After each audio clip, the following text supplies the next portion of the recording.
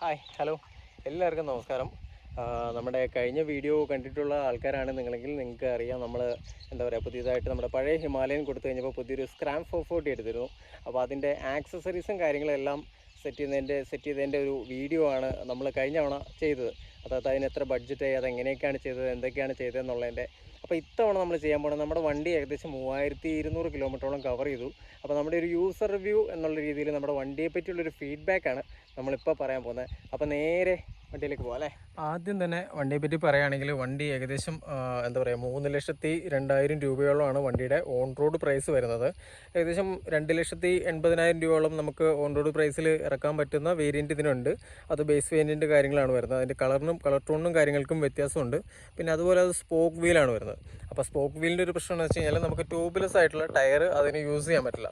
അപ്പോൾ ഇത്തവണ നമ്മൾ എന്ത് ചെയ്തതെന്ന് വെച്ച് കഴിഞ്ഞാൽ, കഴിഞ്ഞ തവണ ഹിമാലയൻ ആയിരുന്നു, അത് കുറേ തവണ പഞ്ചറും കാര്യങ്ങളൊക്കെ ആയിട്ടുള്ള ഓരോ സമയത്ത് നമ്മൾ എന്താ പറയുക, ടയർ അഴിച്ച് ഇതേപോലുള്ള കാര്യങ്ങൾ പഞ്ചർ ഒട്ടിക്കാനും കാര്യങ്ങൾക്കൊക്കെ കുറേ ബുദ്ധിമുട്ട് വന്നിട്ടുണ്ട്. പക്ഷേ അത് റോയൽ എൻഫീൽഡിൻ്റെ ഒരു വണ്ടി ആയിരുന്നുകൊണ്ട് അതിൻ്റെ റോഡ് സൈഡ് അസിസ്റ്റൻറ്റും കാര്യങ്ങളെല്ലാം പക്കയായിരുന്നു. അവരുടെ എന്താ പറയുക, ഭാഗത്തുനിന്നുണ്ടായിരുന്ന റെസ്പോൺസും വിത്തിൻ 1.5 ഹവേഴ്സിനകത്ത് നമുക്ക് ഓരോ തവണ പഞ്ചറായപ്പോഴും അവർ വന്ന് നമുക്ക് പഞ്ചറും കാര്യങ്ങളെല്ലാം സെറ്റ് ചെയ്ത് തന്നിട്ടുണ്ട്. അതിന് വേറെ എക്സ്ട്രാ പേയ്മെൻറ്റും കാര്യങ്ങളൊന്നും ആയിട്ടില്ല. നമുക്കുണ്ടായിരുന്ന റോഡ് സൈഡ് അസിസ്റ്റൻ്റ് ഇതിൽ തന്നെയാണ് അവർ ചെയ്തു തന്നിട്ടുള്ളത്. അപ്പോൾ ഇത്തവണ ആ ഒരു പ്രശ്നം കൂടെ ഉണ്ടാകാതിരിക്കാൻ വേണ്ടിയിട്ടാണ് നമ്മൾ അലോയ് വീലിലുള്ള വണ്ടി തന്നെ നമ്മൾ ചൂസ് ചെയ്തത്. പിന്നെ ഈ വണ്ടി ഇത്തവണ ഞാൻ ചൂസ് ചെയ്യാനുള്ള ഏറ്റവും വലിയ റീസൺ എന്ന് പറയുന്നത്, നമ്മുടെ എന്താ പറയുക, ഹിമാലയൻ കൊടുത്തു കഴിഞ്ഞപ്പോൾ ഹിമാലയൻ 411 നമ്മൾ കൊടുക്കുന്ന സമയത്ത് വണ്ടി സ്റ്റോപ്പ് ചെയ്തിട്ടുണ്ടായിരുന്നു, കമ്പനി പ്രൊഡക്ഷൻ നിർത്തിയായിരുന്നു. അതിനുശേഷം ഞാൻ പല വണ്ടിയും ടെസ്റ്റ് റിവ്യൂവും കാര്യങ്ങളൊക്കെ ചെയ്തിട്ടുണ്ടെങ്കിലും ഈ എന്താ പറയുക, സ്ക്രാം 440 എന്ന് പറയുന്ന വണ്ടിക്ക് ഹിമാലയനുമായിട്ട് കുറേ ടച്ച് വരുന്നുണ്ട്. ഏറെക്കുറെ നല്ലൊരു കണക്ഷൻ, അല്ലെങ്കിൽ എന്താ പറയുക, ലുക്ക് വൈസ് ആയാലും മറ്റു കുറേ കാര്യങ്ങളിൽ അതുമായിട്ട് ഭയങ്കര സാമ്യതയും കാര്യങ്ങളെല്ലാം വരുന്നുണ്ട്. അതുപോലെ തന്നെ ഇതിൻ്റെ എക്സ്ട്രാ ഞാനിത് എടുക്കാനായിട്ടുണ്ടായ ഏറ്റവും വലിയ റീസൺസ് എന്താണെന്നുള്ളത് ഞാൻ പറയാം. അതിലൊന്നാമത്തെ കാര്യം എന്ന് പറയുന്നത് വണ്ടിയുടെ ലുക്ക് തന്നെയാണ്. ചെറിയ വ്യത്യാസങ്ങൾ മാത്രമാണ് വണ്ടിക്ക് എന്താ പറയുക, ഹിമാലയൻ 411 ഇതിനുള്ളത്. എനിക്കിതിൽ കണക്ട് ചെയ്തേക്കുന്ന ഒരു കാര്യം, ആ എഞ്ചിൻ്റെ ഒരു ഷേപ്പ്, അല്ലെങ്കിൽ ആ എഞ്ചിൻ്റെ ഒരു പെർഫോമൻസ്, ആ എഞ്ചിൻ്റെ ഒരു ക്യാരക്ടർ, അത് ഹിമാലയനോട് നല്ല സാമ്യമുണ്ട്. പഴയ ഹിമാലയൻ പോലെ തന്നെ ഇതിൻ്റെ ലോ ആൻഡ് ടോർക്ക് പഴയ ഹിമാലയനേക്കാളും കുറച്ചുകൂടെ ലോ ആൻഡ് ടോർക്ക് കൂടിയിട്ടുണ്ടെങ്കിലുള്ളൂ. അതായത് നമുക്ക് ഓഫ് റോഡ് കാര്യങ്ങളെല്ലാം പെർഫോം ചെയ്യാൻ നേരത്ത് ഈ ലോ ആൻഡ് ടോർക്ക് നമ്മൾ വല്ലാണ്ട് സപ്പോർട്ട് ചെയ്യുന്നൊരു കാര്യമാണ്. അത് ഇതിന് പഴയ ഹിമാലയനേക്കാളും കുറച്ചുകൂടെ നന്നായിട്ട് കൂടിയിട്ടുണ്ട്.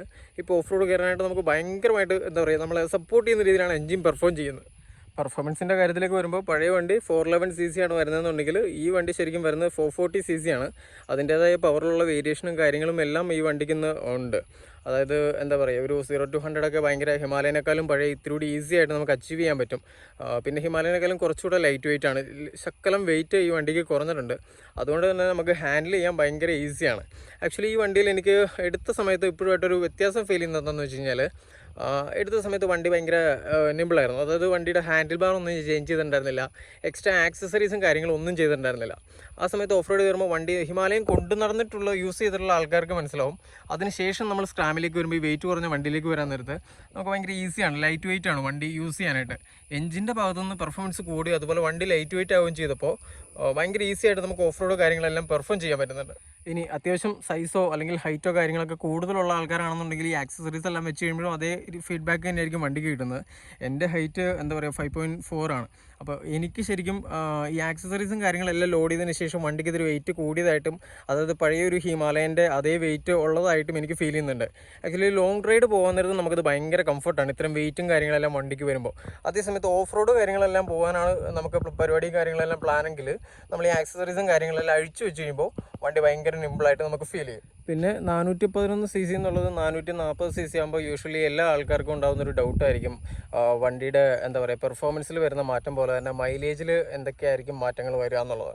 എനിക്ക് ആക്ച്വലി എന്താ പറയുക, വണ്ടി ഒരു ഇവിടെ ലോക്കൽ റോഡ്, അതായത് ഒരു മൾട്ടി ടെറൈൻ റോഡ് കാര്യങ്ങളൊക്കെ ആയിട്ട് ലോക്കൽ യൂസ് ചെയ്യാൻ നേരത്തെ എനിക്ക് കിട്ടുന്ന മൈലേജ് എന്ന് പറയുന്നത് ഒരു 24-25ഒക്കെയാണ്. അതുപോലെ തന്നെ നമ്മളതൊരു മിക്സറായിട്ട് കുറച്ച് ഭാഗം ഹൈവേയിലും അതുപോലെ തന്നെ പിന്നെ ലോക്കൽ റോഡുമായിട്ട് ഉപയോഗിക്കാൻ നേരത്തെ ഏകദേശം ഒരു 30 കിലോമീറ്ററാണ് വണ്ടിക്ക് മൈലേജ് കിട്ടുന്നത്. പിന്നെ എന്താ പറയുക, വണ്ടി എടുത്തതിന് ശേഷം ഇപ്പോൾ 3200 കിലോമീറ്ററോളം നമ്മൾ വണ്ടി ഓടിച്ചു. അതിൽ ഏറ്റവും വലിയ ലോങ് റൈഡ് ഞാനിപ്പോൾ വണ്ടി എടുത്തിട്ട് ആദ്യമായിട്ട് പോയേക്കുന്നത് ബാംഗ്ലൂരാണ്. അപ്പോൾ ഞാനുണ്ടായിരുന്നു, വൈഫ് ഉണ്ടായിരുന്നു, പിന്നെ അതുപോലെ ബാക്ക് ബോക്സിൽ ഫുള്ള് ലഗേജ് ഉണ്ടായിരുന്നു, സൈഡിലൊരു ബാഗ് ഉണ്ടായിരുന്നു, അതിലും ഫുള്ള് ലഗേജ് ഉണ്ടായിരുന്നു. അപ്പോൾ ഏകദേശം ഒരു 80-90 100, 110, 120, 125 ഞാൻ ആ റൈഡ് ക്രൂസ് ചെയ്തത്. അപ്പോൾ ആ സമയത്ത് എനിക്ക് കിട്ടിയ മൈലേജ് എന്ന് പറയുന്നത് ഒരു 33, 34, 35 അപ്പോൾ ഓരോ തവണ ഫ്യൂൽ അടിക്കുമ്പോഴും ഞാനത് ട്രിപ്പ് മീറ്റർ സെറ്റ് ചെയ്ത് അങ്ങനെ നോക്കിയാണ് അത് ഏകദേശം മൈലേജ് കാൽക്കുലേറ്റ് ചെയ്തത്. അപ്പോൾ ആ സമയത്ത് ആവറേജ് കിട്ടിയതാണ് ഒരു 34, 35 കിലോമീറ്റർ മൈലേജ്. എഞ്ചിൻ്റെ CC കൂടിയപ്പോഴും ഈ മൈലേജ് എങ്ങനെയാണ് കിട്ടുന്നതെന്നുള്ളതിൻ്റെ എനിക്ക് തോന്നുന്നു പഴയ ഹിമാലയന് 5 ഗിയർ ആയിരുന്നു. അതായത് ഫസ്റ്റ് തൊട്ട് 5th ഗിയറാണ് നമുക്ക് ഏറ്റവും ടോപ്പ് ഗിയർ വരുന്നത്. ഇപ്പോൾ അത് 6th ഗിയർ ആയിട്ടുണ്ട്. അതായത് നമുക്ക് എന്താ പറയുക, ഒരു 100 ക്രൂസ് ചെയ്യാൻ നേരത്തും ഇനിയൊരു ഗിയറൂടെ വേണമായിരുന്നു എന്നുള്ളൊരു തോട്ട് നമുക്കില്ല. പണ്ടത്തെ ആദ്യം ഹിമാലയൻ ഉപയോഗിച്ചിരുന്ന സമയത്ത് 5 ഗിയറിൽ നിന്ന് നമ്മൾ വീണ്ടും ഒന്നുകൂടെ അപ്പ് ചെയ്ത് നോക്കും, അത്യാവശ്യം കൈ കൊടുത്ത് ഓടിക്കുന്ന സമയത്ത് ഇനിയൊരു ഗിയർ ഉണ്ട് എന്നുള്ളൊരു തോട്ടിൽ. പക്ഷെ അതില്ല, അതിന് 5 ഗിയർ ആയിരുന്നു. ഇതിപ്പോൾ ഇത്തിരി കൂടി റിലയബിൾ ആയിട്ടുണ്ട്. നമുക്ക് കിട്ടിക്കൊണ്ടിരിക്കുന്ന മൈലേജ് ഈ ഒരു പെർഫോമൻസിൽ ഏകദേശം ഇതാണ് എനിക്ക് തോന്നുന്നു. അപ്പോൾ ഒരു 70, 80, 90 ക്രൂസ് ചെയ്യുന്ന ആൾക്കാരാണെങ്കിൽ അവർക്ക് ഇതിനൊക്കെ കുറച്ചുകൂടെ മൈലേജ് കിട്ടാൻ ചാൻസ് ഉണ്ട്. പിന്നെ മെയിനായിട്ട് വണ്ടിക്കുണ്ടായിരുന്നൊരു മെയിൻ്റെനൻസ് എന്നൊക്കെ പറയുന്നത്, സാധാരണ പഴയ ഹിമാലയന് എനിക്ക് ബാക്കിൽ ടയർ ലൈഫ് ഏകദേശം ഒരു 6000, 7000 കിലോമീറ്ററൊക്കെയാണ് കിട്ടിക്കൊണ്ടിരിക്കുന്നത്. ഇപ്പം നമ്മൾ ഏകദേശം 3200 കിലോമീറ്ററോളം ഓടിയിട്ടും ടയറിൻ്റെ കണ്ടീഷൻ ഇതാണ്. എനിക്ക് തോന്നുന്നു ഒരു 8000, 8000-ന് മുകളിലൊക്കെ ടയർ കിട്ടാൻ ചാൻസ് ഉണ്ട്. അത് നമുക്ക് ഏകദേശം വണ്ടി കുറേ കൂടെ ഓടിച്ചാൽ മാത്രമാണ് അറിയാൻ പറ്റുള്ളൂ.